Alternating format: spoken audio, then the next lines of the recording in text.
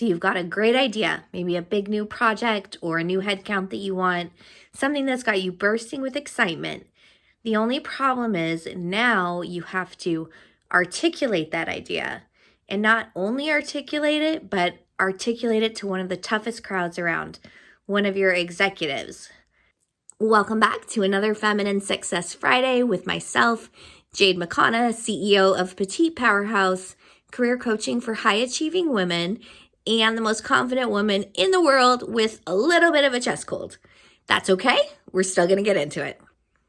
So here is an example of how I would want you to open up a presentation or pitch to an executive to get them immediately intrigued and wanting to learn more. We have to stop ignoring our small business segment. Several customers have told me that they feel neglected, and one even said she felt like a scruffy dog begging for scraps. Now, I know we want more enterprise customers, which is a laudable goal, and one I'm completely on board with. Right now, small biz is 70% of our business. I have 3 ideas for how we can re-engage our small business customers without spending a fortune or diluting our enterprise goals. Now, that is a fantastic, sexy, strong soundbite, but I don't want you to get intimidated, okay? I am now going to break it down step by step to teach you exactly why that was so strong so that you can recreate it using this fill-in-the-blank framework and do exactly the same thing. Okay, so let's break it down.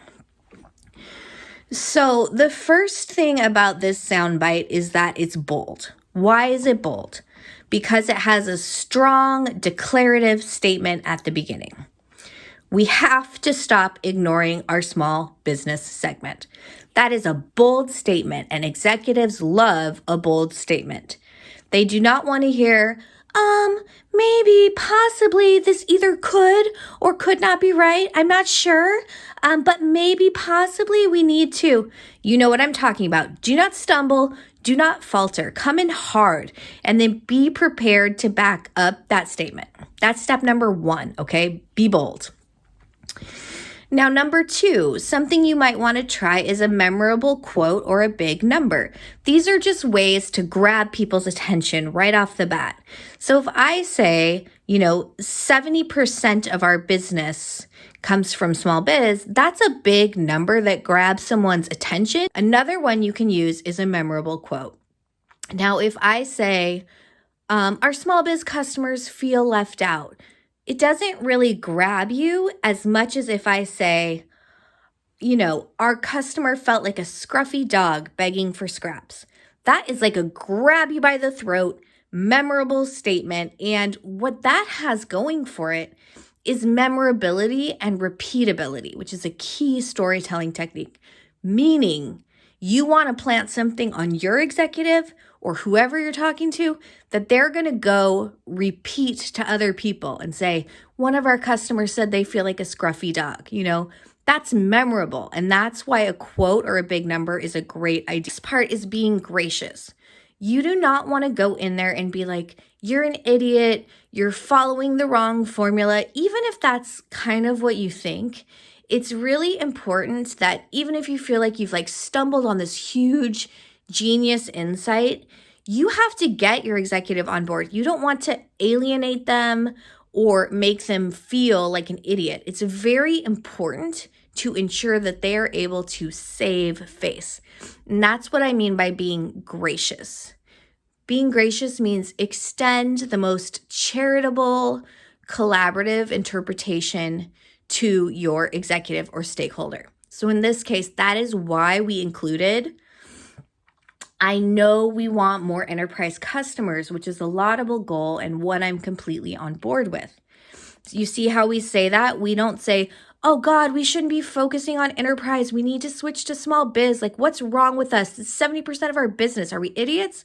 No, you need to be diplomatic. You need to be gracious. You need to get them on board by valuing what they think is important in order to get them to value what you think is important. So make sure to consider what their objections might be and how you can most graciously kind of extend an olive branch and help them to save face when they say yes, even if you're technically answering for a bit of a change in direction from what they were currently doing. Okay, last but not least, it's very, very triggering to executives and really all people when you come in with a big list of problems and rant and rave about how messed up everything is, and then you don't have any ideas for how to fix it. So if you're gonna come and like drop a big problem, don't just dump it on their lap and leave. Actually come in with some solutions prepared to talk through the problem. You know, I had one of those executives back in the day who said, never come to me without 3 solutions for any problem that you're going to bring to me. And I still abide by that advice to this day. Okay, that's what I have for you today. Make sure to take a screenshot. I'm going to show it to you one more time. Use it. This is a formula that cannot lose. And I wish you the best in your executive endeavors. And I'll see you next week.